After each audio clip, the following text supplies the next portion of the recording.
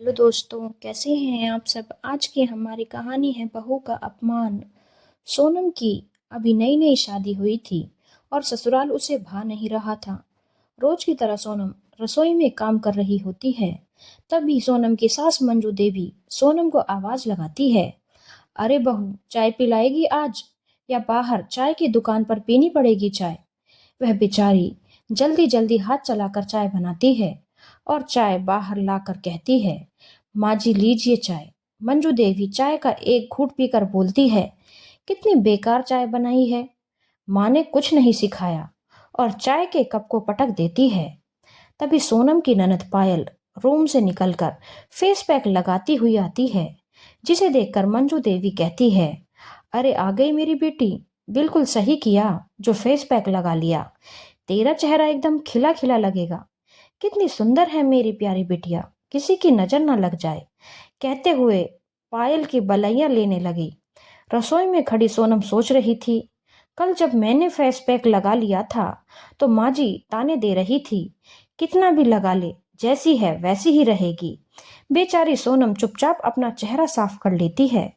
तभी ननद रानी पायल बोली, ठीक कहा मम्मी आपने। भाभी फेस पैक इसलिए लगा कर बैठी थी ताकि काम न करना पड़े। बड़ी कामचोर है भाभी। और दोनों हंसने लगते हैं।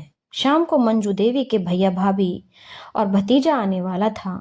मंजू देवी अपनी बहू सोनम को पहले ही फरमान सुना देती है, अरे बहू रानी, शाम को शाही पनीर, मिक्स वेज, कढ़ाई पनीर, बूंदी का रायता और मीठे में गाजर का हलवा बना देना।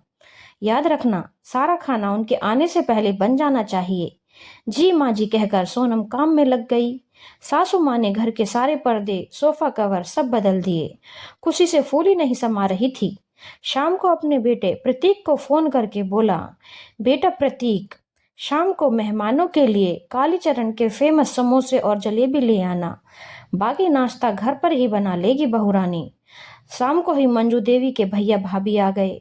सब खाना खाकर बोले, अरे वाह, बहू रानी तो खाना बहुत बढ़िया बनाना जानती है। तभी मंजू देवी की बेटी बोली, अरे भाभी छोटे घर की बेटी है, इसने कहाँ शाही पनीर मिक्स वेज बनाया होगा। वह तो यहीं आकर सीखी है, मैंने ही सिखाया है इसे खाना बनाना। इसने कहाँ शाही पनीर खाया होगा।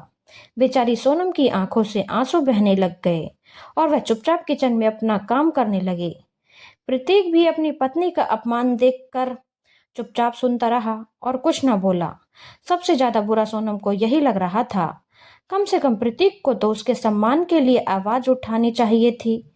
खैर, सब ऐसे ही दिन बीत रहे थे और सोनम की ननद पायल की शादी एक बड़े ही रईस खानदान में हो गई। एक दिन सोनम की ननद का फोन आया। वह रोते रोते अपनी माँ से बोली, माँ, यह कैसे खानदान में शादी करी है आपने मेरी। पूरा दिन मेरी सास मुझे ताने देती रहती है। छोटे घर की बेटी है, हमने तो बिना दहेज के ही शादी कर ली। सभी मेहमानों के सामने मेरी बेइज्जती करती है। इसके मायके में कहाँ बनते होंगे ऐसे खाने। मायके में तो हाथ से झाड़ू पोछा करती थी और यहाँ पर झाड़ू पोछा नौकरानी करती है। अरे हमारे यहाँ आकर तो महारानी के ठाठ ही हो गए हैं। मंजू जी अपनी बेटी की ऐसी हालत सुनकर बहुत दुखी हो जाती हैं और फिर सोचती हैं, मैं भी तो अपनी बहू के साथ ऐसा ही व्यवहार करती आई हूँ। मेरे कर्मों का फल ही मेरी बेटी को मिल रहा है।